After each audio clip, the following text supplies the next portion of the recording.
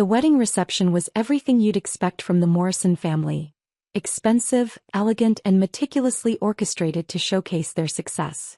Crystal chandeliers cast warm light over round tables draped in ivory silk, while a string quartet played softly near the dance floor.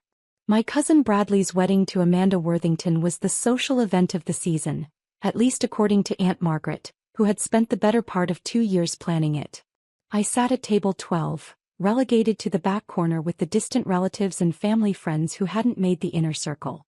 It was a familiar position, close enough to be included, far enough away to be forgotten.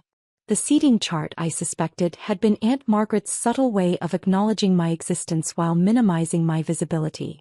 From my vantage point, I could see the head table where Bradley held court, regaling his new in-laws with stories about his marketing consultancy business. At 28, he'd built what he liked to call a boutique agency that served local businesses with social media strategies and brand development. According to family lore, Morrison Marketing Solutions was thriving, bringing in six-figure contracts and establishing Bradley as the entrepreneurial success story of our generation. Poor Stephanie, I heard someone whisper at the table next to mine. It must be so difficult watching everyone else succeed. I glanced over to see Mrs. Patterson, one of my aunt's bridge club friends, speaking in hushed tones to her companion. They were looking in my direction with the expression people reserve for discussing tragic family circumstances.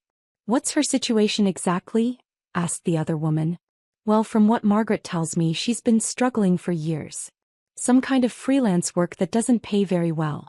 She's always behind on bills, living paycheck to paycheck." I took a sip of champagne and continued listening to Mrs. Patterson's analysis of my financial circumstances. It was fascinating, really, how confidently she spoke about matters she knew nothing about. Margaret mentioned that Stephanie had to borrow money from family just to afford a proper dress for tonight. That was news to me, considering I'd purchased my dress at Nordstrom 3 weeks ago and paid with my personal credit card. The same card I used for all my expenses, which were automatically paid in full each month from my investment accounts. "How embarrassing," the companion murmured. "At her age, you'd think she'd have figured things out by now." I was 32, apparently the age at which financial struggles become particularly shameful rather than merely unfortunate. The conversation was interrupted by Bradley's voice carrying across the reception hall as he stood to make an impromptu toast. The room quieted as he raised his champagne glass, commanding attention with the natural confidence that had always made him the golden child of our extended family. "I want to thank everyone for celebrating with Amanda and me tonight," Bradley began, his voice projecting clearly across the room. "Looking around at all of you, our family, our friends, our business associates, I'm reminded of how blessed we are to be surrounded by people who understand the value of hard work and success." Polite applause rippled through the crowd. Bradley was known for his motivational speaking style, whether he was addressing potential clients or wedding guests. "You know, success isn't just about money," he continued, warming to his theme. "It's about building something meaningful, contributing to your community, setting an example for the next generation." His eyes swept the room as he spoke, and I noticed they lingered briefly on my table before moving on. "Some people understand this and some people—" He paused dramatically. "Well, some people are still figuring it out." More laughter, though it felt less comfortable this time. I recognized the subtle cruelty in Bradley's words, the way he could deliver criticism while maintaining plausible deniability about his target. "But that's okay," he continued with magnanimous generosity. "We all find our path eventually. Some of us just take longer than others." I felt the familiar heat in my cheeks that came with being publicly dismissed, even indirectly. Around me, wedding guests were nodding and smiling, accepting Bradley's narrative about success and failure, contribution and dependency. "To those who have supported Amanda and me in building our business, in creating our future together, thank you. And to those who are still working on building theirs." He raised his glass higher. "We believe in you. Keep trying." The toast concluded with enthusiastic applause and the clinking of glasses. Bradley beamed as wedding guests approached to congratulate him on both his marriage and his inspirational words. I remained seated, finishing my champagne while processing the public nature of what had just happened. Aunt Margaret appeared at my table a few minutes later, her expression a mixture of maternal concern and social embarrassment. "Stephanie, dear, how are you enjoying the reception?" It's lovely, Aunt Margaret. You've done a beautiful job with everything. She sat down in the empty chair next to mine, smoothing her emerald green dress with practiced elegance. I hope you didn't take Bradley's toast personally. He's just so passionate about success and achievement. I didn't take it personally. Good, because you know we all love you. We just worry sometimes about your situation. I looked at my aunt, successful, well-meaning, completely convinced that she understood my circumstances better than I did. What situation is that? Oh, sweetheart, you don't have to pretend with me. Margaret told us about the financial difficulties, the bill payments, the struggle to find steady work. Margaret was Bradley's mother, my father's sister, and apparently the family's primary source of information about my personal finances. Margaret told you I can't pay my bills? She mentioned that you've been having some challenges. There's no shame in it, dear. The economy has been difficult for everyone. I nodded politely, wondering where Margaret had gotten her information about my supposed financial struggles. Probably from the same place Mrs. Patterson had learned about my borrowed dress and paycheck-to-paycheck lifestyle. The important thing, Aunt Margaret continued, is that you don't give up. Bradley started his business with almost nothing, and look at him now. I looked across the room at Bradley, who was explaining something enthusiastically to a group of Amanda's relatives. According to family stories, Morrison Marketing Solutions had grown from a one-man operation to a thriving consultancy with multiple employees and high-profile clients. He's done very well, I agreed. He has. And Stephanie, if you ever need advice about building a business or finding your direction, I'm sure Bradley would be happy to help. He's always been generous with his knowledge. My phone buzzed with a text message. I glanced at it and saw it was from David Kim, my partner at Meridian Capital Management. Stephanie, I know we're not supposed to work on weekends, but the Morrison Marketing acquisition just got final approval. Board meeting Monday to sign papers. I felt a familiar flutter of satisfaction mixed with anticipation. The Morrison Marketing acquisition had been in development for 3 months, ever since we'd identified Bradley's company as a strategic addition to our portfolio of digital marketing assets. Actually, Aunt Margaret, I should probably return this call. It's work-related. Of course, dear. Don't let me keep you from your freelance projects. I excused myself and stepped outside to the hotel's garden terrace, where I could speak privately. David answered on the first ring. Stephanie, sorry to bother you at your cousin's wedding, but I wanted to confirm the Morrison deal is finalized.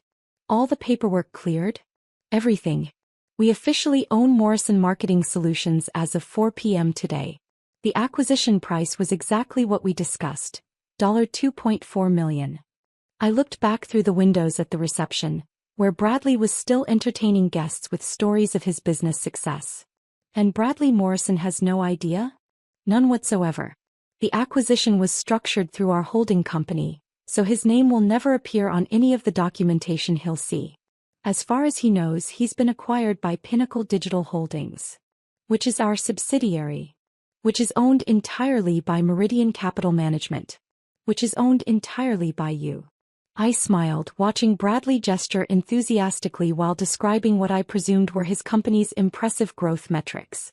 David, when do we inform him about the change in ownership? Monday morning. I've scheduled a meeting with him and his management team to discuss the transition. Should I handle it personally, or would you prefer to be there? I considered the options.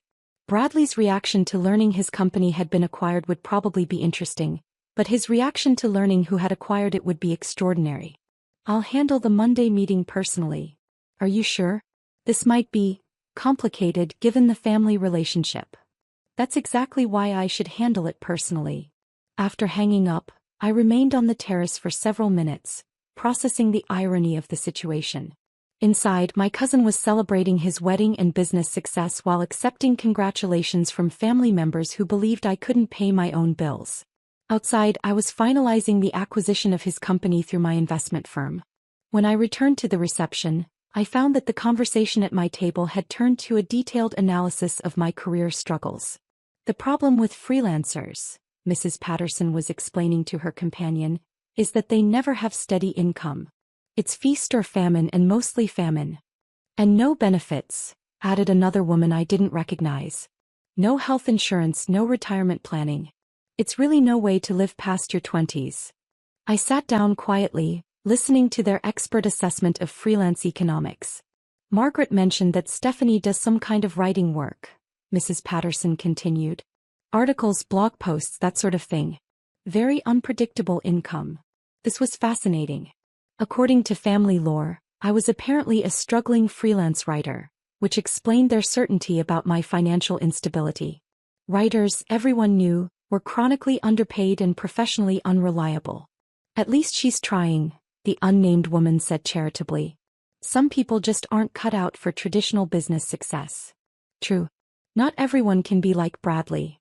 I glanced toward the head table, where Bradley was deep in conversation with Amanda's father about expansion plans for Morrison Marketing Solutions. According to my due diligence research, the company had been profitable but cash poor, struggling with client retention and facing increased competition from larger agencies. The acquisition had been as much a rescue operation as a strategic investment. My phone rang. The caller ID showed Uncle Robert Morrison, Bradley's father and the owner of Morrison Industries, a mid-sized manufacturing company that had been in the family for 2 generations. I stepped outside again to answer the call. Uncle Robert, congratulations on Bradley's wedding. Everything looks beautiful. Stephanie, thank you. Listen, I'm calling about something urgent. I just got off the phone with someone from Meridian Capital Management. My pulse quickened slightly. Oh. They're telling me they want to acquire Morrison Industries. Something about expanding their portfolio of family-owned manufacturing businesses. I felt the familiar thrill of a complex deal coming together. Morrison Industries had been on our acquisition target list for 6 months, but we'd been waiting for the right moment to approach. What did they offer? $15 million for the whole operation. Buildings, equipment, client contracts, everything. That sounds like a significant offer. It is.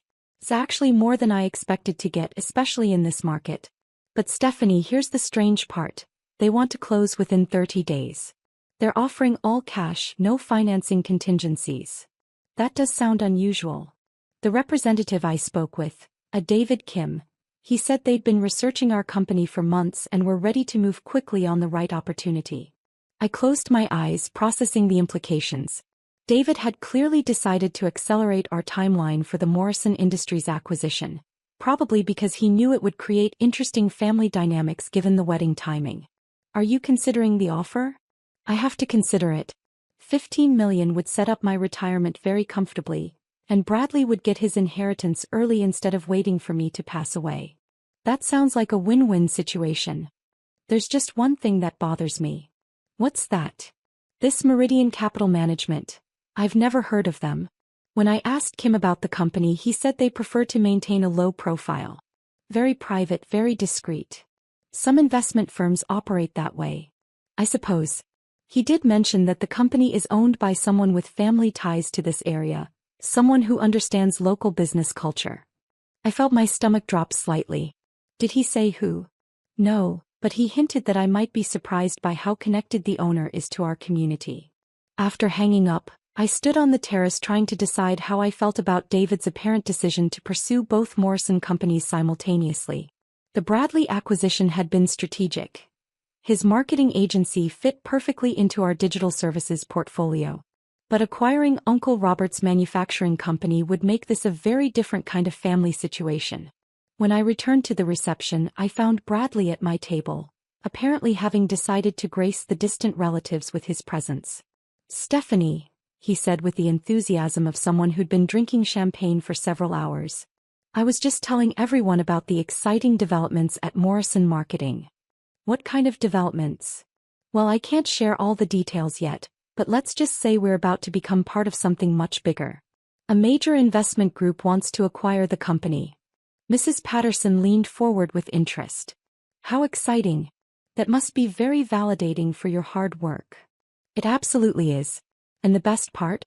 The acquisition price is going to set Amanda and me up very comfortably. We're talking about buying a house, maybe starting a family sooner than we planned. I sipped my champagne and listened to Bradley describe his good fortune. The investment group, Pinnacle Digital Holdings, they specialize in growing small marketing agencies into regional powerhouses. They have the capital, the connections, the expertise to take Morrison Marketing to the next level. Will you stay involved with the company? Asked the unnamed woman. Oh, absolutely. I'll be the president of the new operation with full authority over day-to-day operations. The investors just want to provide capital and strategic guidance. Bradley was clearly pleased with his version of the acquisition terms. I made a mental note to have David clarify the actual management structure during Monday's meeting. And Bradley, Mrs. Patterson said with a meaningful glance in my direction, this must be especially satisfying given how hard it can be to build a successful business. It really is. You know, success isn't accidental. It comes from vision, persistence, taking calculated risks. He looked directly at me as he spoke. Some people understand that and others, well, others are still learning. I felt the familiar sting of his casual cruelty, but it was tempered by the knowledge of what Monday morning would bring. Actually, Bradley, I'm curious about something. What's that? Have you met the actual owners of Pinnacle Digital Holdings? The people behind the investment group? Not yet, but I'm meeting with their representatives on Monday. Why? I was just wondering if you knew anything about their background, their other investments. Bradley waved dismissively. Stephanie, these are serious business people. They don't waste time on social meetings or personal relationships. It's all about numbers, performance, results. I'm sure you're right. I mean, this isn't like your freelance writing work where personal connections matter more than professional competence. This is high-level corporate strategy. The table fell silent at the comparison. Mrs. Patterson looked embarrassed by Bradley's bluntness, while the other guests studied their champagne glasses with sudden interest. Of course, I said evenly. I'm sure the meeting on Monday will be very enlightening. It will be. And Stephanie, if you ever want advice about transitioning from freelance work to a more stable career, I'd be happy to help. After this acquisition, I'll have even more insights into how serious business actually works. Uncle Robert appeared at our table before I could respond, his expression troubled. Bradley, can I speak with you privately? Bradley stood up with slight unsteadiness, clearly having celebrated more enthusiastically than he'd intended. Of course, Dad. What's going on? They stepped away from the table, but their voices carried clearly in the acoustics of the reception hall. Son, I just got an offer to sell Morrison Industries. Bradley's champagne glass stopped halfway to his mouth. Someone wants to buy the family business? 15 million, all cash, 30-day closing. 15 million? Bradley's voice was loud enough that several nearby tables stopped their conversations. Dad, that's incredible. It is a substantial offer. Who's the buyer? An investment group called Meridian Capital Management. Very private, very discreet. They specialize in acquiring family businesses. Bradley set his champagne glass down hard on the nearest table. Dad, this is amazing. Between my acquisition and yours, our family is about to become very wealthy. Both acquisitions? Morrison Marketing is being acquired too. By Pinnacle Digital Holdings. It's happening the same week. Uncle Robert's expression changed from troubled to confused. Bradley, that seems like quite a coincidence. It's not coincidence, Dad. It's market forces. Successful businesses attract investment capital. I watched this conversation from my seat at table 12, wondering if either of them would make the connection before Monday morning. Bradley, did you research this Pinnacle Digital Holdings company? Of course I researched them. They're a subsidiary of. Bradley paused, clearly trying to remember details he hadn't considered important. A subsidiary of what? I'm not sure. But my contact said they're part of a larger investment firm with extensive experience in digital marketing. Uncle Robert pulled out his phone and started typing. Bradley, what if these two acquisitions are connected somehow? Connected how? What if the same investment group is buying both companies? Bradley laughed, but it sounded forced. Dad, that's impossible. These are completely different industries, completely different investment strategies. Are they? Uncle Robert was staring at his phone screen with an expression of dawning realization. Bradley, I'm looking at the corporate filings for Pinnacle Digital Holdings. And it's owned by Meridian Capital Management.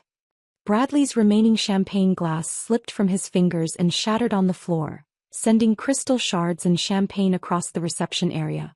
The sound caused everyone in the immediate vicinity to stop their conversations and turn toward the commotion. That can't be right, Bradley said weakly. It's right here in the public filings. Pinnacle Digital Holdings is a wholly owned subsidiary of Meridian Capital Management.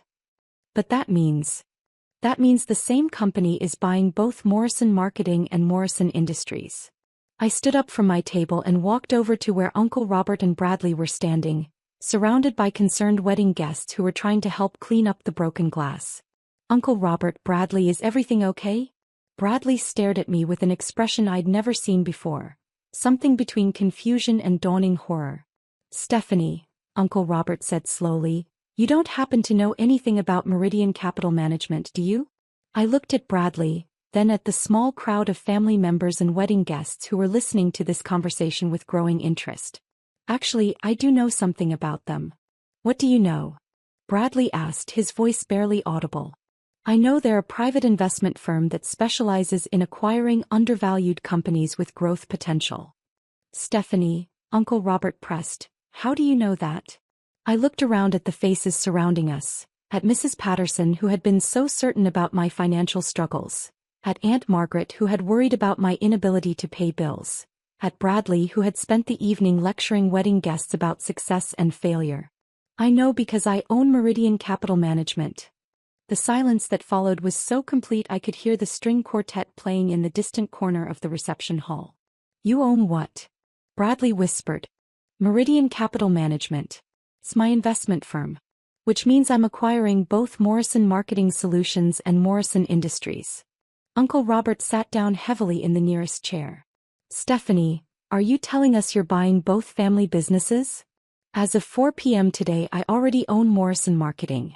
The Morrison Industries acquisition will be finalized pending your acceptance of our offer. Bradley was staring at me like I was speaking in a foreign language. Stephanie, that's impossible. You can't even pay your own bills. Who told you I couldn't pay my bills? Everyone knows. My mom said. Aunt Margaret mentioned.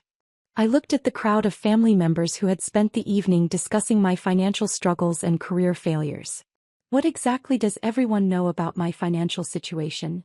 Mrs. Patterson spoke up hesitantly. Well, dear, we know you do freelance writing work, and that's always been unpredictable income. I don't do freelance writing work. You don't. I run an investment firm that manages approximately $340 million in assets. The number hit the reception like a physical force. Someone gasped audibly. 340 million? Aunt Margaret asked weakly. As of last quarter's valuation, yes. Bradley was shaking his head slowly. Stephanie, this is insane. If you had $300 million, why would you sit at table 12? Why would you dress so modestly? Why would you let everyone think you were struggling? I looked around at their shocked faces, at the family members who had spent years treating me with a mixture of pity and condescension, who had assumed that quiet meant unsuccessful, that modest meant poor. Because it was easier than explaining myself to people who had already decided what my life looked like. But we're your family, Uncle Robert protested. You're my family, and you've spent tonight discussing my inability to pay bills and my need to find a real career. We didn't know. You didn't ask. You assumed. Bradley was still processing the magnitude of the reversal. Stephanie, if you own my company now, what does that mean for my position? I looked at my cousin, successful, confident Bradley, who had spent the evening lecturing wedding guests about achievement and contribution. It means we'll discuss your role in the company during our meeting on Monday morning. Our meeting? At 9 a.m. My office downtown. We'll be reviewing the transition plan and discussing management structure. Management structure? Bradley, you'll still have a position with the company, but you'll be reporting to the new management team I'm installing. The reality of the situation was finally sinking in. Bradley, who had spent the evening celebrating his business success and his family's bright future, was now facing the fact that his acquisition was actually more like a takeover, and the person taking over was the cousin he'd been publicly dismissing for years. Stephanie, he said quietly, I think I owe you an apology. You owe me several apologies. I'm sorry. We all are. We had no idea. You had no idea because you were too busy talking to listen. Too busy assuming to ask questions. Uncle Robert stood up slowly. Stephanie, what happens now?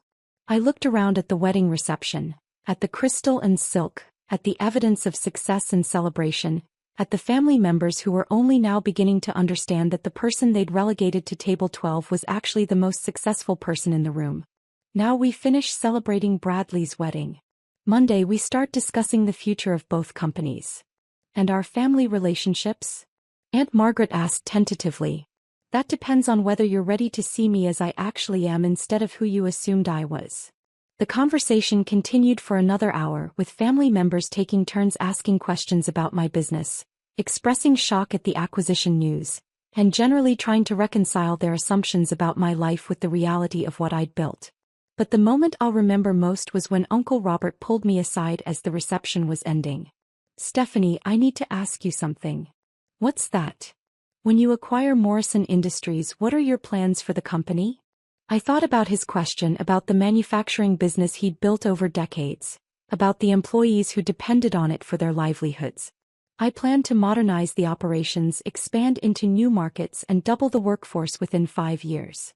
"You're not going to shut it down or sell off the assets?" "Uncle Robert, I don't buy companies to destroy them. I buy them to grow them." He nodded slowly, relief evident on his face. "Stephanie, there's something I need to tell you." "What's that?" "I'm proud of you. I should have said that years ago, but I'm saying it now." As I drove home from the reception, I reflected on the evening's revelations. Tomorrow, the family would wake up with a completely different understanding of their quiet, modest relative who couldn't pay her bills. Monday morning, Bradley would walk into his first meeting as an employee of a company I owned. But the most satisfying part wasn't the shock or the reversal of expectations. It was finally being seen for who I'd become instead of who they'd assumed I was. Sometimes the best revenge isn't planned. It's just perfect timing and the courage to stop hiding your success from people who were too busy judging to notice you'd succeeded.